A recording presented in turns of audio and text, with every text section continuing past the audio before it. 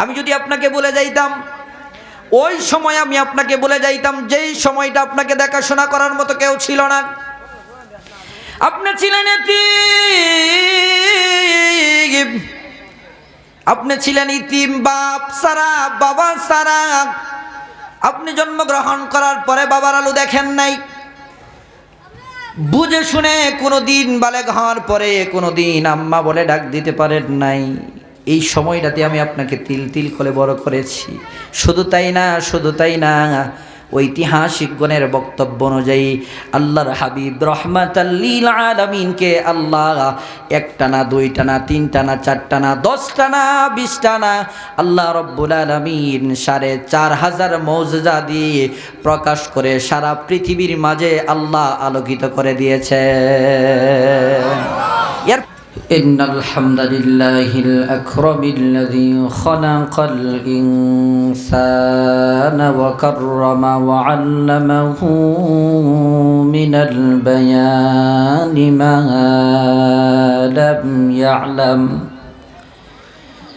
فسبحان الذي لا يحصى امتنانه باللسان ولا بالقلم. نشهد أن لا إله إلا الله وحده لا شريك له، ونشهد أن سيدنا وسندنا وحبيبنا وحبيب ربنا وطبيبنا وطبيب قلوبنا ومرشدنا ومولانا محمدا عبد الله ورسوله،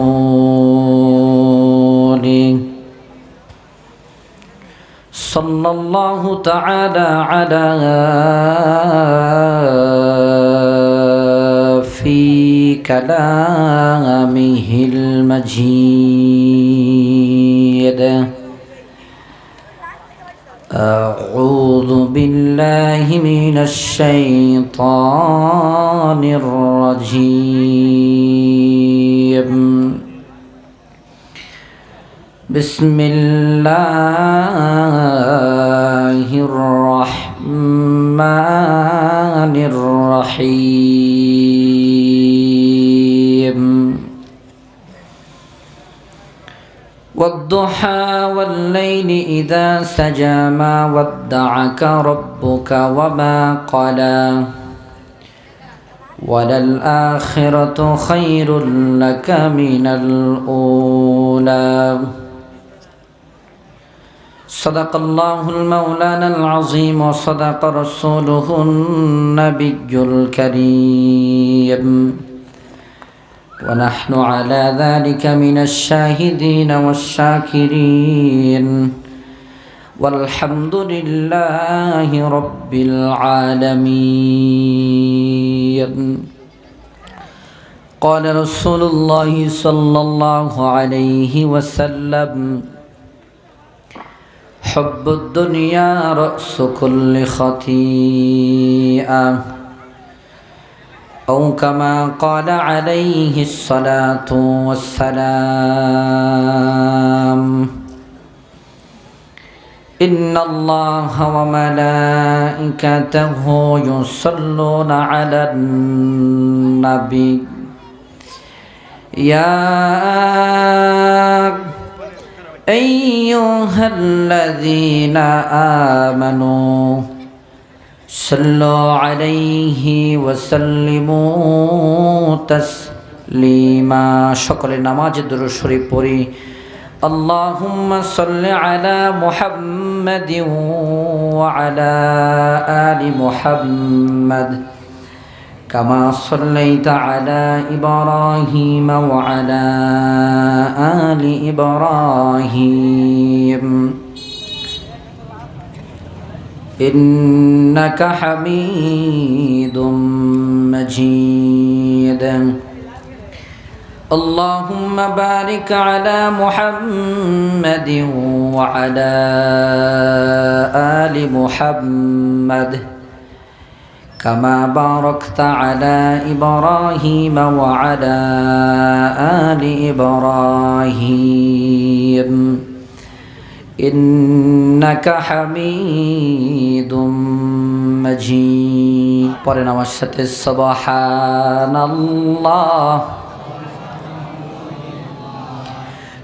লা ইলাহা তুমি বাঁচাও তুমি মারো। বাঁচানোর মালিক আল্লাহর নামটা একটু জোরে বললে ভালো হয়। বাঁচানোর মালিক আবার কেড়ে নিবেন কে? মাফ করবেন কে? বিশ্বাস আছে তো? তুমি বাঁচাও তুমি মারো অবিরত ক্ষমা কর ধরার যে জন তাকি দর সবই মোটাই সদ তুমি আল্লাহ সুবহানাল্লাহ মাশাআল্লাহ লা ইলাহা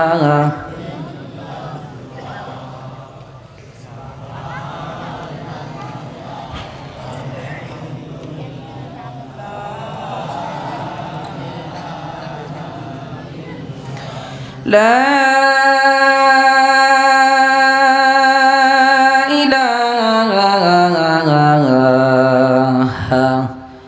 ইল্লাল্লাহু মুহাম্মাদুর রাসূলুল্লাহ সাল্লাল্লাহু আলাইহি ওয়াসাল্লাম।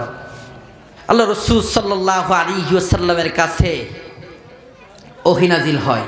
আল্লাহ রাব্বুল আলামিন পবিত্র কোরআনে বলেন, ইয়া আইয়ুহার রাসূল বাল্লিগ মা উনজিলা ইলাইক। বন্ধু, আপনার কাছে আমি যা নাজিল করি তা আপনি পৌঁছায়া দেন। জোরে কোন সুবহানাল্লাহ। আপনি তাবলীগ করেন। ইয়া আইয়ুহার রাসূল, রাসূল আপনি তাবলীগ করেন। কি দিয়ে করব? বাল্লিগ মা উনজিলা ইলাইক। আমি যা আমার পক্ষ থেকে আপনার উপর নাজিল করেছি, এই নাজিলকৃত কোরআন দিয়ে আপনি তাবলীগ করেন, মানুষের কাছে কাছে, মানুষের দ্বারে দ্বারে সেই জিনিসটা পৌঁছায়া দেন। আল্লাহ রাব্বুল আলামিন এই আয়াত নাজিল করে, আওয়াজটা একটু কমাই দিব, এই আয়াত নাজিল করে বিশ্বনবী মুহাম্মদুর রাসূলুল্লাহ সাল্লাল্লাহু আলাইহি ওয়াসাল্লামকে যখন এই কথা বললেন, এই কথা বলার সঙ্গে সঙ্গে আল্লাহ রাসূল সাল্লাল্লাহু আলাইহি ওয়াসাল্লাম হেরা গুহায় রেস্টে আছেন, ঘুমন্ত অবস্থায়। জিবরাইল আলাইহিস সালাতু ওয়াস সালামের কোরআনের আয়াত নিয়ে আল্লাহর হাবিব রাহমাতাল লিল আলামিনের সামনে আসলো, আয়েশা সালাম দিলেন। প্রথম আয়াত নাজিল হলো, ইকরা বিসমি রাব্বিকাল্লাযী খালাক খালাকাল ইনসানা মিন আলাক। কথাকার চিল্লায় বলেন না কথাকার। আল্লাহ রাব্বুল আলামিন আয়াত নাজিল করলেন, পড়ো, ইকরা পড়ো। রাসূল সাল্লাল্লাহু আলাইহি ওয়াসাল্লামের আয়াত শোনার পরে দাওয়াতের কার্যক্রম শুরু করলেন, আয়াতটুকু পৌঁছায় দিতে শুরু করলেন। এরপরে আয়াত নাজিল হলো, ইয়া আইয়ুহাল মুদ্দাসসির কুম ফাআনযির ওয়া রাব্বাকা ফাকাব্বির ওয়া সিয়াবাকা ফাতাহহির। এইভাবে যখন আয়াত নাজিল করা শুরু হয়ে গেল, আল্লাহ রাসূল সাল্লাল্লাহু আলাইহি ওয়াসাল্লাম অনেক ক্লান্ত হয়ে পড়লেন। আয়াত নাজিল হয়, বসে থাকে না, রাসূল দাওয়াতের কাজ নিয়ে দৌড়াদৌড়ি করতে শুরু করে দেয়। এমন অবস্থায় আল্লাহ রাব্বুল আলামিন দেখেন কোরআন অত্যন্ত ভারী, ওহী অত্যন্ত ভারী, ওহী অত্যন্ত ভারী, ওহীর ওজন অত্যন্ত ভারী। এই ভাই, মাইকের লোক কোথায়? আওয়াজটা একটু অন্যরকম লাগতেছে, হালকা একটু কমায় দিলে ভালো হয়, ঝিরঝিরি করে। মুসলমান, আমি আপনাদেরকে যেই কথা বোঝাইতে চাই, দিলের কান দিয়ে কথাগুলো শ্রবণ করার চেষ্টা করেন। আল্লাহর হাবিব রাহমাতাল লিল আলামিন যখন ওহী নিয়ে দৌড়াদৌড়ি করে, ওহীটা অত্যন্ত ভারী, অত্যন্ত ওজন। আল্লাহ রাসূল সাল্লাল্লাহু আলাইহি ওয়াসাল্লামের অনেক বড় কষ্ট হচ্ছে, অনেক কষ্ট হচ্ছে। রাসূল অনেক ক্লান্ত হয়ে যাচ্ছে। আল্লাহ রাব্বুল আলামিন একটু রেস্ট দেওয়ার জন্য, একটু বিরতি দেওয়ার জন্য, একটু রেস্ট দেওয়ার জন্য, অল্প কিছু দিনের জন্য কোনো এক কারণবশত আল্লাহর হাবিব রাহমাতাল লিল আলামিনের কাছে ওহী নাজিল করা বন্ধ করে দিয়েছিলেন। আল্লাহর হাবিব রাহমাতাল লিল আলামিন জনাবে মুহাম্মদুর রাসূলুল্লাহ সাল্লাল্লাহু আলাইহি ওয়াসাল্লাম প্রতিদিন যখন দাওয়াতের কার্যক্রম করতেছে, চালিয়ে যাইতেছে, হঠাৎ করে যখন ওহী বন্ধ হয়ে গেল, মক্কা নগরীতে মানুষগুলা অলিতে গলিতে হাঁটতেছে আর বলতেছে, মুহাম্মদ আজকে অনেক দিন যাবত তোমার কাছ থেকে কিছু নতুন কথা তো আর শুনি নাই, তোমার কাছে তো আর নতুন কথা আসে নাই, তুমি কি আর নতুন কথা বলবা না? আগে তো বলতো প্রতিদিন তোমার কাছে নাকি আকাশ থেকে আল্লাহ রাব্বুল আলামিন ওহী নাজিল করত। এখন যে প্রতিদিন ওহী নাজিল হইতো, এই ওহী কি আর নাজিল হয় না? তোমার আল্লাহ কি তোমাকে ছেড়ে দিয়েছে নাকি? আবু লাহাবের বউ উম্মে জামিল ডাক দিয়ে বলতেছেন, ও ভাতিজা আব্দুল্লাহ বেটা মুহাম্মদ, তোমার কাছে যে প্রতিদিন জিব্রাইল নামক একটা শয়তান আসতো, এই শয়তান কি আর আসে না? নাউজুবিল্লাহ, থাকবারিত গিয়া কয়েন চিল্লায় কোন নাউজুবিল্লাহ। জিবরাইল আলাইহিস সালাতু ওয়াস সালামকে বলতেছেন, তোমার কাছে যে একটা শয়তান আসতো, এইগুলা নাকি তোমার কাছে আর আসে না? এ আব্দুল্লাহর বেটা মুহাম্মদ, তোমার আল্লাহ কি তোমাকে নাকি ছেড়ে দিয়েছে? শুনলাম প্রতিদিন যে তোমার কাছে নতুন নতুন কথা আসতো, এই কথাগুলো নাকি আর আসে না।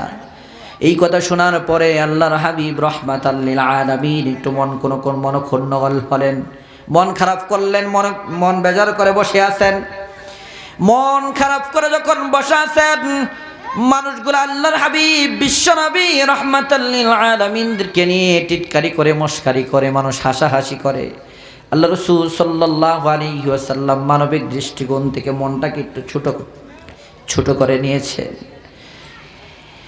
আল্লাহ রাব্বুল আলামিন আল্লাহর হাবিব রাহমাতাল লিল আলামিনের মন খারাপ দেখে রাসূল সাল্লাল্লাহু আলাইহি ওয়াসাল্লামকে সান্ত্বনা প্রদান করার জন্য আল্লাহ তাআলা কোরআন শরীফের 30 নম্বর পারা সূরাতুদ দুহা নাজিল করে আল্লাহর হাবিবকে আল্লাহ সান্ত্বনা দিয়েছে। রাসূল বেঈমান কাফেররা কি বলতেছে? আমি আপনাকে বলে গিয়েছি, ইয়া রাসূলুল্লাহ, ইয়া হাবিবাল্লাহ, কখনো এই কথা চিন্তা করেন না। আমি আপনাকে ভুলবো কোন কারণে? বলার তো কোনো কারণ নাই, আমি আপনাকে বুঝি এখন বলে যাব। যেই ওই সময় আমি আপনাকে বলি নাই, যেই সময়টা আপনার বাবা আপনি গর্ভে থাকতেই দুনিয়ার বুক থেকে বিদায় নিয়েছেন, কিছুদিন পরে জন্মগ্রহণ করার পরে আপনার মাও দুনিয়ার থেকে বিদায় নিয়েছে। আপনাকে যিনি লালন পালন করতেন, দেখাশোনা করতেন, আপনার দাদা আব্দুল মুত্তালিবও দুনিয়া থেকে বিদায় হয়ে গিয়েছে। তারপর আপনার চাচাও দুনিয়া থেকে বিদায় হয়ে গিয়েছে। এক এক করে যখন আপনার কাছ থেকে সবাই বিদায় নিয়েছে, এই ছোট অবস্থা থেকে তিল করে আমি আল্লাহর হাবিবকে বড় করে দিয়েছি, নবুয়তের উপযুক্ত করে দিয়েছি, নবুয়ত দিয়েছি, কোরআন দিয়েছি। সারা পৃথিবীর দায়িত্ব যার হাতে আমি আল্লাহ রব্বুল আলামিন হস্তান্তর করেছি। এত কিছু করার পরে কোরআন দিয়ে, ওহী দিয়ে একদম পরিপূর্ণভাবে 40 বছর লালন পালন করার পরে আজকে আমি আপনাকে ভুলে যাব, আপনি কেমনে ভাবলেন? আমি যদি আপনাকে বলে যাইতাম, ওই সময় আমি আপনাকে বলে যাইতাম যেই সময়টা আপনাকে দেখাশোনা করার মতো কেউ ছিল না। আপনি ছিলেন এতিম, আপনি ছিলেন ইতিম, বাপ সারা, বাবা সারা। আপনি জন্মগ্রহণ করার পরে বাবার আলো দেখেন নাই, বুঝে শুনে কোনোদিন বালেগ হওয়ার পরে কোনোদিন আম্মা বলে ডাক দিতে পারেন নাই। এই সময়টাতে আমি আপনাকে তিল করে বড় করেছি। শুধু তাই না, ঐতিহাসিকগণের বক্তব্য অনুযায়ী আল্লাহর হাবিব রাহমাতাল লিল আলামিনকে আল্লাহ একটা না, দুইটা না, তিনটা না, চারটা না, 10টা না, 20টা না, আল্লাহ রব্বুল আলামিন 4500 মৌজেজা দিয়ে প্রকাশ করে সারা পৃথিবীর মাঝে আল্লাহ আলোকিত করে দিয়েছে। এরপরে আমি আপনাকে বলে গেছি, বেঈমান কাফেরদের কথায় আপনি মনক্ষুণ্ণ হবেন। বেঈমান কাফেরদের জবাব দিতে গিয়ে আল্লাহ রাব্বুল আলামিন বলেন, ওয়াদ-দুহা ওয়াল-লাইলি ইযা সাজা মা ওয়াদ্দাআকা রাব্বুকা ওয়া মা ক্বালা ওয়ালাল আখিরাতু খায়রুল লাকা মিনাল উলা। আল্লাহু আকবার। ওয়াদ-দুহা, আলোর শপথ। আল্লাহ বলেছেন আলোর শপথ, আলোর কসম। কোন আলোর কসম, কোন সময়টার কসম? খুব খেয়াল করে শোনার চেষ্টা করব, তাফসীরি কথা বলছি। সকালবেলা দেখেন যখন দেখবেন ঘুম থেকে উঠার পরে সূর্যটা যখন ঘুরতে থাকে, সূর্যটা যখন পূর্ব দিকে ঘুরতে থাকে, ছোট সময় আমরা লক্ষ্য করতাম সূর্যের দিকে আমরা তাকাইতাম, একজন আরেকজনকে ডাক দিতাম, এই আয় আয় দেখ, বলের মতো কত সুন্দর করে সূর্যটা ঘুরতেছে। এমন করছিলেন না? কিন্তু সূর্যের এমন একটা অবস্থা হয়ে যায়, সূর্য যখন ঘুরতে থাকে, সূর্যটা যখন উপর মাথার উপরে চলে আসে, এমন একটা সিচুয়েশন, এমন একটা অবস্থা তৈরি হয়, সূর্যের দিকে তখন তাকানো আর যায় না। তাকাইলেই চোখ দিয়ে পানি পড়ে, ঠিক কিনা? জোরে বলেন না, ঠিক কিনা? চোখ দিয়ে পানি পড়ে। সূর্যটা যখন পরিপূর্ণ আলো ধারণ করে, আল্লাহ রাব্বুল আলামিন বলেন পরিপূর্ণ আলোর কসম, যখন সূর্যটা পরিপূর্ণ হয়, পরিপূর্ণ সূর্যের যে সময়টা, ওই সময়টার কসম। ওয়াদ-দুহা ওয়াল-লাইলি ইযা সাজা, এবং অন্ধকার রাতের কসম। কিসের কসম? জোরে কর। অন্ধকার রাতের কসম।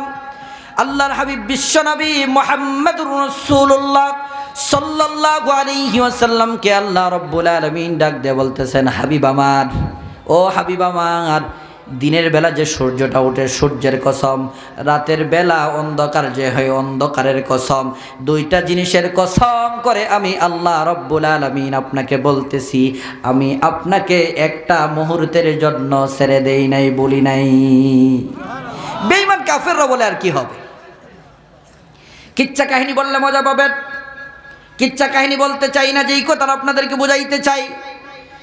অত্যন্ত ক্লান্ত, অনেক ক্লান্ত শরীর, তারপরেও যতটুকু সম্ভব হয় ইচ্ছা করলেই কিন্তু লম্বা বয়ান করা যাবে না।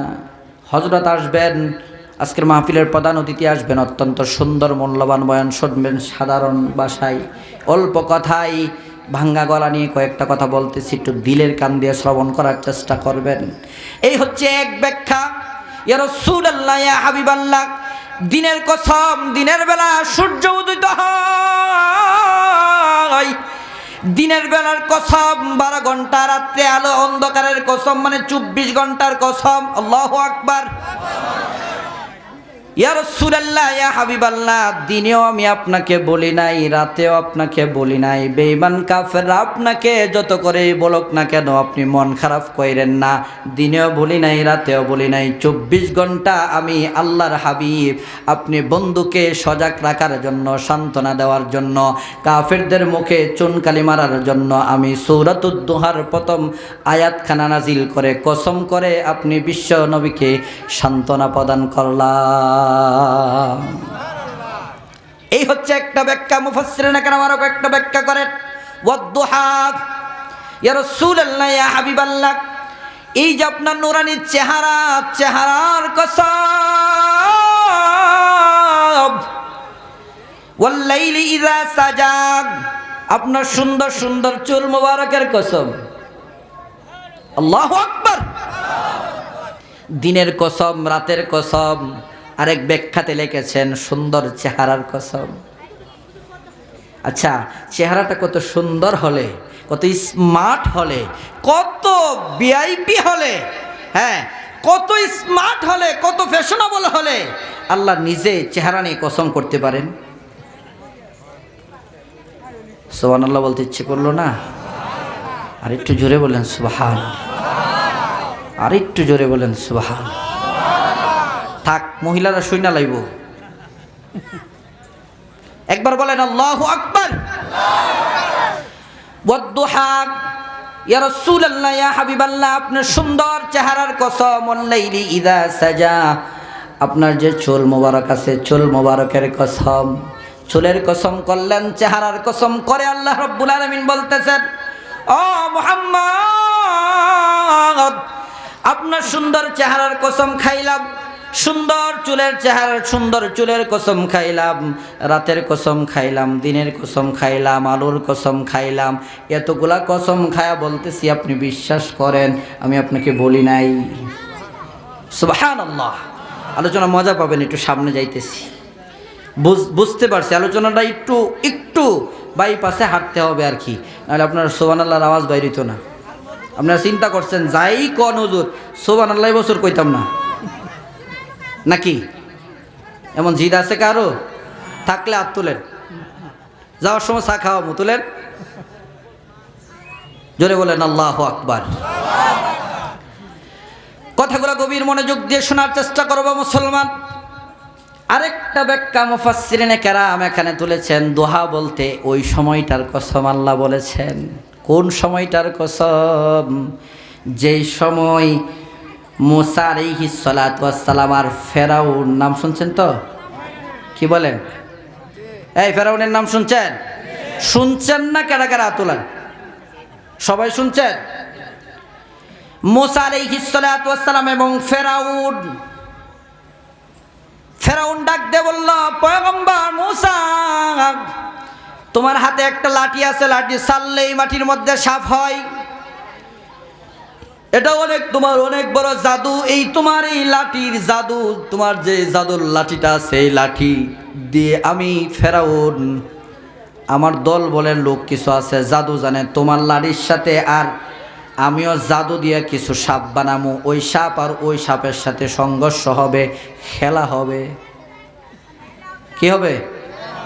কথা বুঝে না। কি হবে? কে কে খেলবে?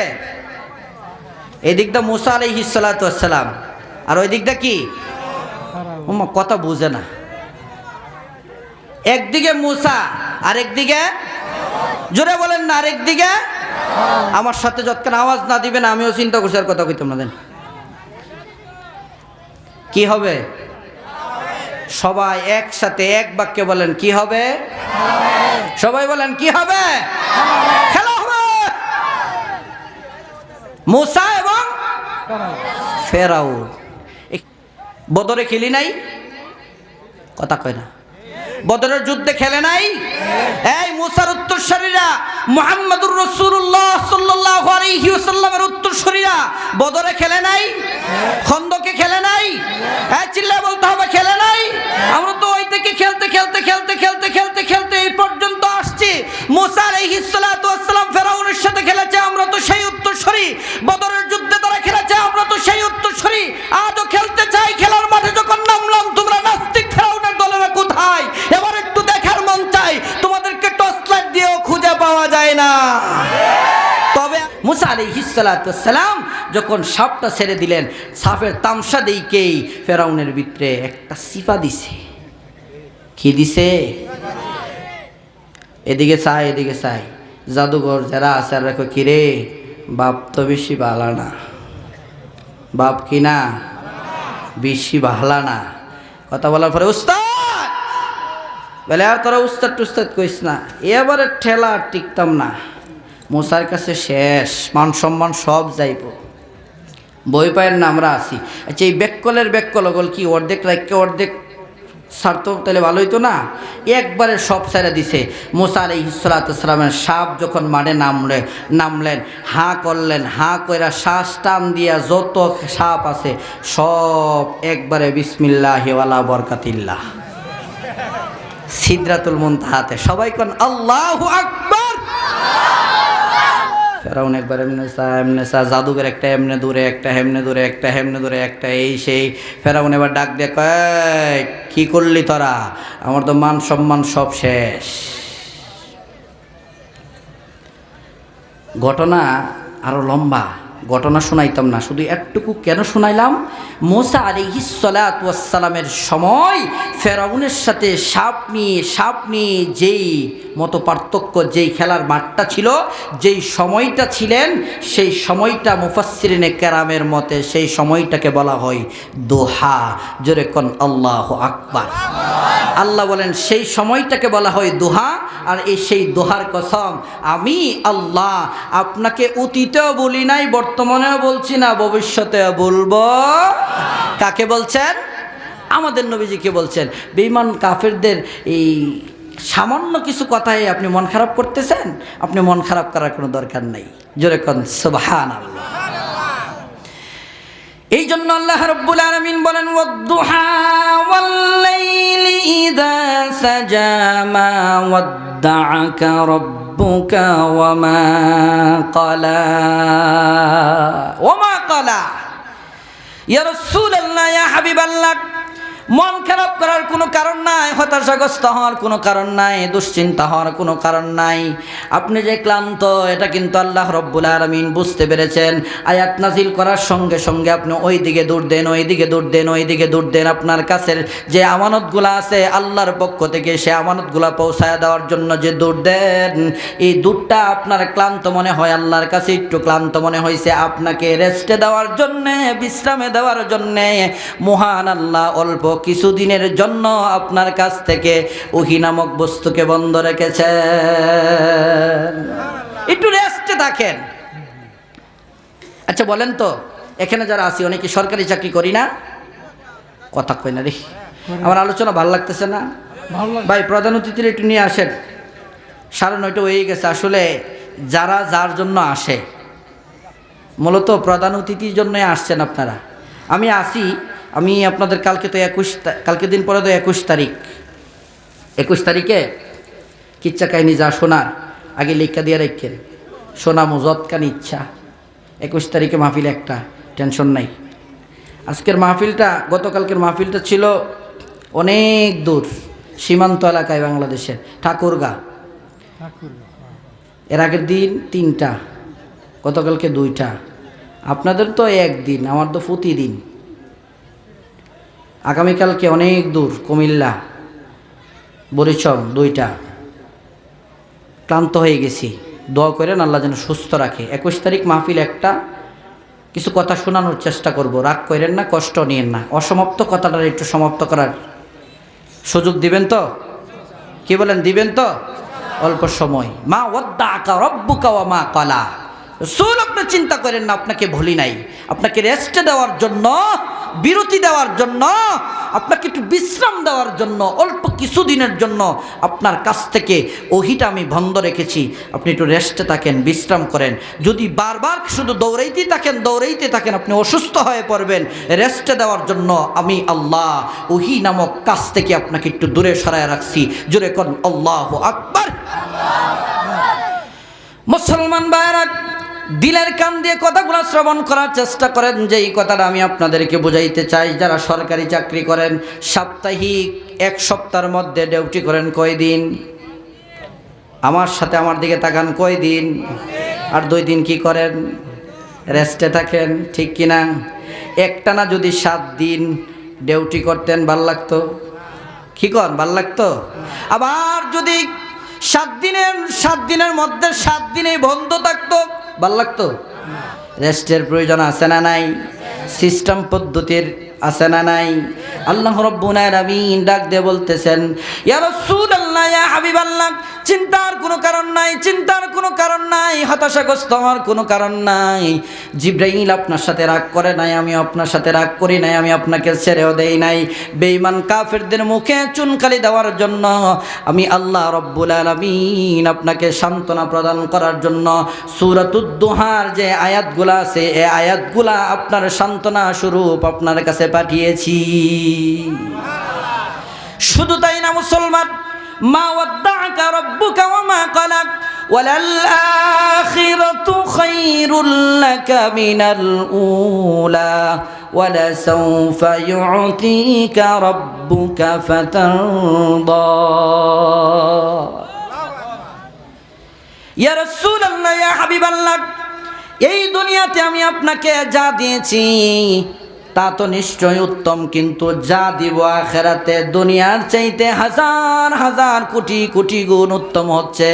আমি আল্লাহ রব্বুল আলামিন আপনাকে কিয়ামতের ময়দানে যা দান করব। আচ্ছা, দুনিয়াতে কি রসুল কম দিছেন? রসুল রে কি বলেন, কম দিছে? আল্লাহ রব্বুল আলামিন ডাকতে বলেন, ইয়া রাসূলুল্লাহ, ইয়া হাবিবাল্লাহ, মানুষ শুধু আপনার কথা শুনে নাই, মানুষ শুধু আপনার কথা শুনে নাই, মানুষ তারা আরো কিছু কিন্তু আপনার কথা শুনছে, আরো অনেক কিছু আছে আপনার কথা শুনছে। আপনি কি একবার তাকায়া দেখছেন আপনাকে কত বড় নিয়ামত দিয়েছি? আপনাকে আমি আল্লাহ রব্বুল আলামিন হাউজে কাউসার দিব। হাউজে কাউসারের সংবাদটা কিন্তু দুনিয়াতে দিয়েছি, অন্যান্য নবীকে কিছু কিছু জিনিস দিয়েছি, আপনাকে আমি আল্লাহ রব্বুল আলামিন পরিপূর্ণ দিয়েছি।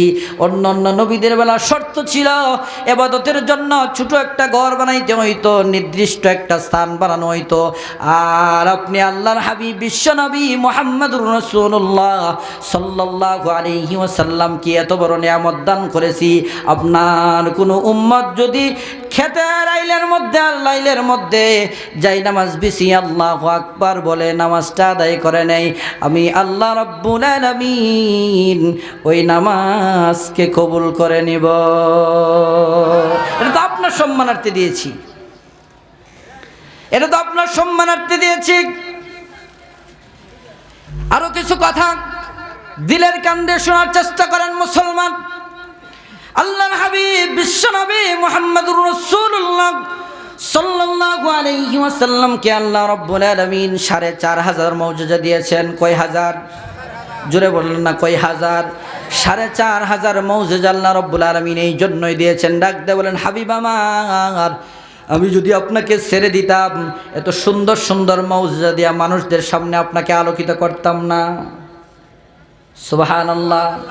এর মধ্যে ছোট্ট একটা মৌজুজার কথা বলি। আল্লাহ রাসূল সাল্লাল্লাহু আলাইহি ওয়াসাল্লামের কাছে একদিন একটা মহিলা রাসূলের জন্য হাদিয়া নিয়ে আসছে। কি নিয়ে আসছে? হাদিয়াটা তিরমিজির বর্ণনায় আসছে, হাদিয়াটা হচ্ছে একটা মোরগ। কি? রসুল কোথাও সফর থেকে আসলেন, আম্মা জান আয়েশা সিদ্দিকা রাদিয়াল্লাহু তাআলা আনহাকে ডাক দিয়ে বলতেছেন, আয়েশা, পেটে অনেক ক্ষুধা, ঘরে কোনো খাবার আছে? রসুল বলতেছে, আয়েশা বলতেছেন, ইয়া রাসূলুল্লাহ, ইয়া হাবিবাল্লাহ, ঘরে কোনো খাবার নাই, তবে একটা খাবার আছে, পাশের বাড়ি থেকে আপনার জন্য একটা মুরগি হাদিয়া দিছে। চিল্লায় এখন সুবহানাল্লাহ। আম্মা জান আয়েশাকে ডাক দিয়ে বলতেছেন, ও আয়েশা, আমি বিশ্বনবীর পেটের বড় খিদা, কোনে পরের পেটের মধ্যে অনেক বড় ক্ষুধা, থাকলে কিছু দাও।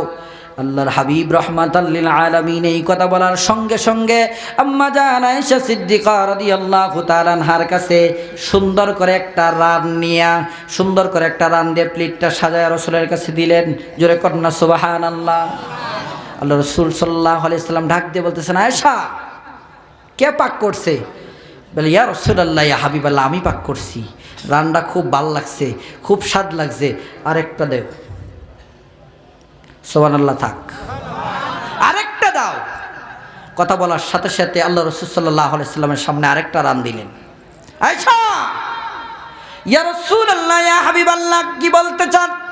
আয়েশা, রান্না কে করেছে? ইয়া রাসূলুল্লাহ, ইয়া হাবিবাল্লাহ, আমি রান্না করেছি, রান্নাটা খুব ভালো হয়েছে, রান আরেকটা দাও। রান গেল কয়টা? আমার সাথে কথা বলেন, রান গেল কয়টা? ৩ নম্বর রানটা খাওয়ার পরে ডাক দিয়ে বলতেছেন, আয়েশা, কে রান্না করেছে? বলে, আমি করেছি, রান্নাটা খুব ভালো হয়েছে, আরেকটা রান দাও। সুবহানাল্লাহ। তাক, রান দিছে কয়টা? একটা মুরগে রান হয় কয়টা? মূল রান হয় 4টা, 2টা হাতা, 2টা পা, কয়টা হয়? জোরে বলেন, কয়টা?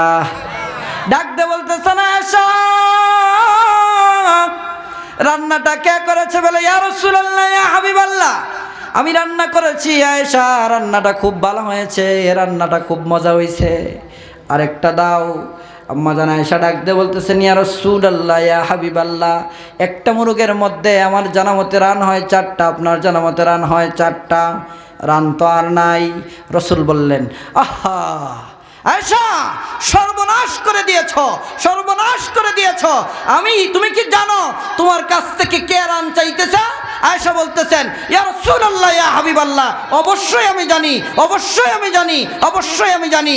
আয়েশাকে ডাক দিয়ে বলতেছেন, আয়েশা, আমি বিশ্বনবী মুহাম্মদুর রাসূলুল্লাহ যতক্ষণ তোমার কাছ থেকে রান চাইতে থাকতাম, আর তুমি যদি একটা একটা করে আমার কাছে দিতে থাকতা, কিয়ামত হয়ে যাইত, রান কোনোদিন শেষ হইতো না।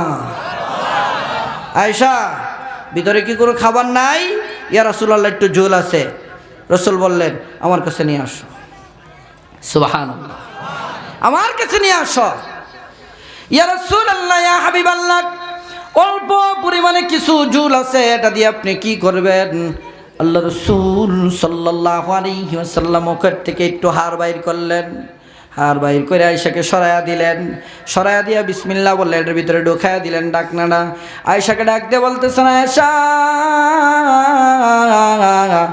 তুমি পুরা ডাকনাটা খুলবা না, না খুইলা বিসমিল্লাহ বলে একটা একটা রান করে পর্দার আড়ালে যারা আছে, যারা ছাত্রী আছে, তোমার কাছে দিন শেখার জন্য আসে, তোমাদের অন্য অন্য সহধর্মী বোন যারা আছে, তাদেরকে একটা একটা করে দিতে থাকো।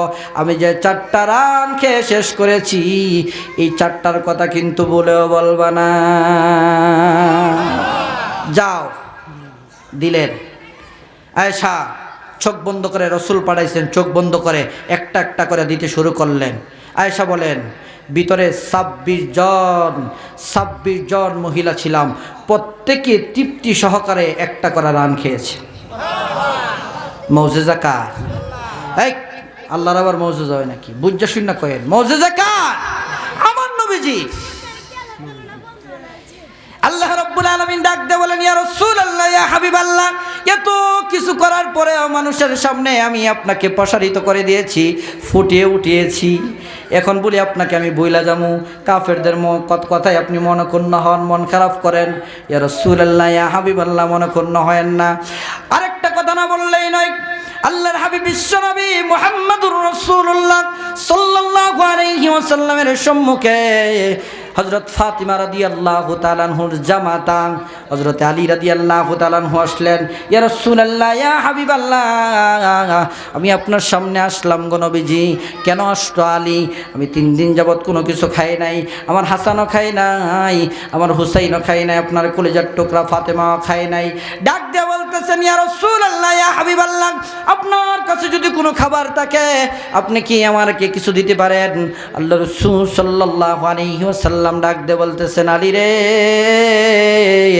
আমি বিশ্ব নবীও 3 দিন যাবত কিছু খাই নাই, তুমি যত আসছো, জামাই মানুষ তোমাকে কেমনে ফেরত দেয়, কেমনে ফেরত দেয়? তোমাকে তো আমি ফেরত দিতে পারি না।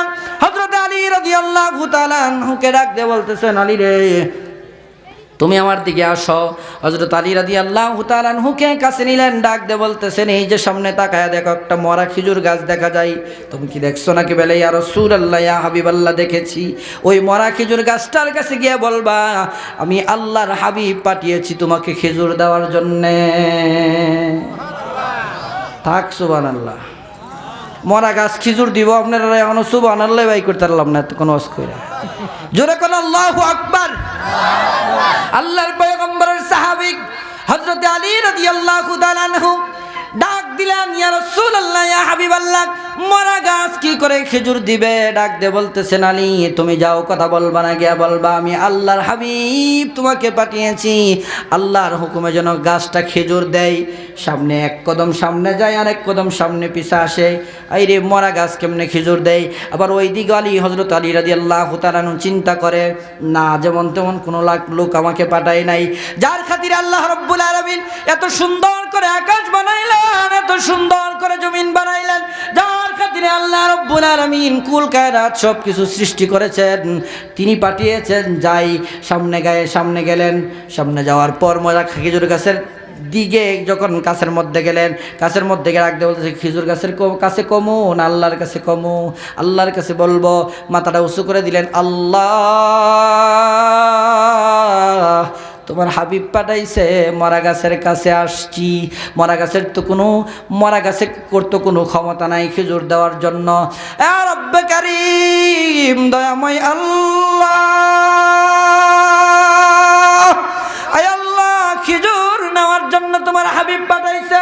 আমি যদি আলী খেজুর নিয়ে খেজুর না নিয়ে রসুলের সামনে যাই তাহলেও লজ্জা লাগবে।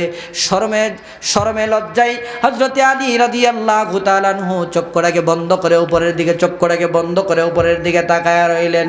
হঠাৎ করে হযরত আলী রাদিয়াল্লাহু তাআলা বললেন, আমি শুনতে পারলাম গাছের মধ্যে যেন ছোট্ট ছোট্ট করে গাছের পাতা বাড়ি খাইলে বাতাসের মধ্যে যেই পরিমাণ আওয়াজ হয়, আমি আলীর কানে এবং ছোট্ট ছোট্ট আওয়াজ আসতেছে। জোরে কন্যা সুবহানাল্লাহ। ছোট্ট ছোট্ট আওয়াজ আসতেছে। আমি আলী চিন্তা ফিকির করলাম কি যেন হয়, আমি একটু ভয় পেয়ে গেলাম। হযরত আলী রাদিয়াল্লাহু তাআলা আনহু কোনো কিছু না বলে স্তব্ধ হয়ে দাঁড়ায় রইলেন। চোখ খোলার সঙ্গে সঙ্গে হযরতে আলী রাদিয়াল্লাহু তাআলা আনহু ডাক দিয়ে বলতেছেন, আল্লাহর কসম একবার, আল্লাহর কসম দুইবার, আল্লাহর কসম তিনবার। আমি যখন খেজুর গাছের দিকে তাকাইলাম দেখলাম খেজুর গাছটা নতুন পাতা দিয়ে নতুন পাতা গজায়া। আমি উপরের দিকে তাকাইলাম দেখলাম দুইটা পাখি উপর থেকে পাকা পাকা খেজুর নিচে ফালাচ্ছে। জোরে কন্যা সুবহানাল্লাহ। আমি আলী নিজে খাইলাম খেজুরগুলো, আমি আলী নিজে খাইলাম। এই পুটলার মধ্যে, ফুটলা বুঝেন তো কি বলে আপনাদের ভাষায় কি বলে? ফুটলা বলে না টুবলা বলেন? এটা ব্রাহ্মণবাড়িয়া না কি কোন একটা ভাষা, এটা ফুটলা টুবলা জিডই হোক, ব্রাহ্মণবাড়িয়া হুজুর আইতেছে, হুজুরে ভালো জানে এটা, আমি জানি না আমরা এলাকাত কি কয়। আমি তো ছোট থাকতে বড় হয়েছি দূরে, নিজেও জানি না কি কয়। এই ছোট্ট একটা কাঠুরির মধ্যে চাদরের কোণার মধ্যে কয়েকটা খেজুর নিলেন। মুস্কি মুস্কি হাসতে হাসতে আল্লাহ রাসূল সাল্লাল্লাহু আলাইহি ওয়াসাল্লামের কাছে গেলেন। ইয়া রাসূলুল্লাহ, ইয়া হাবিবাল্লাহ, নেন খেজুর। খেজুর কই পাইলা? এই মরা গাছের কাছে না আপনি পাঠাইছেন খেজুর দেওয়ার জন্য? আমি গিয়া বলছি, উপরে গিয়া বলছি, আল্লাহ রাসূল বলতেছেন খেজুরের কথা কি তুমি গাছের কাছে কইছো না আল্লাহর কাছে কইছো? আল্লাহর কাছে কইছি। তুমি বুদ্ধিমানের কাজ করছো। জোরে কোন সুবহানাল্লাহ। এ আলী, এই যে খেজুর গাছ, এই খেজুর গাছ কি এখনো আছে? বলে হ্যাঁ আছে। রাসূল সাল্লাল্লাহু আলাইহি ওয়াসাল্লাম হযরতে আলী রাদিয়াল্লাহু তাআলা আনহুর হাত ধরে নিয়ে খেজুর গাছের কাছ গিয়ে খেজুর গাছের জন্য দোয়া করেছেন। ওয়াদ্দুহা ওয়াল লাইলি ইযা সাজা মা ওয়াদ্দাআকা রাব্বুকা ওয়া মা ক্বালা ওয়ালাল আখিরাতু খায়রুল লাকা মিনাল উলা। রাসূল, দুনিয়াতে যা দিয়েছি তা তো অবশ্যই উত্তম, কিন্তু এই আলোচনাতে বুঝতে পারলেন রাসূলকে কি আল্লাহ তাআলা দুনিয়াতে কম দিয়েছেন? কথা কয় না, কম দিছেন না বেশি দিছেন? এত কিছু দেওয়ার পরেও আল্লাহর হাবিব ডাক দিয়ে বলতেছে, আল্লাহ তাআলা বলতেছেন, হাবিব আমার এত কিছু দিয়ে স্বাচ্ছন্দ্য বোধ করে, এত সম্মান মর্যাদা ইজ্জত দিয়ে দেওয়ার পরেও বেঈমান কাফেররা আপনাকে একটু কথা বলছে, আপনি মন খারাপ করলেন? বলতেছে আপনি কি মন খারাপ করলেন? ইয়া রাসূলুল্লাহ, ইয়া হাবিবাল্লাহ, আমি আপনাকে অতীতেও বলি নাই, বর্তমানেও বলছি না, ভবিষ্যতেও বলবো। এই আয়াত থেকে আমরা যা বুঝতে পারলাম, হতাশ হওয়া যাবে? কথা কয় না, হতাশ হওয়া যাবে? চিন্তা করা যাবে? ভরসা রাখতে হবে একজনের উপর, তার নাম কি? আল্লাহ।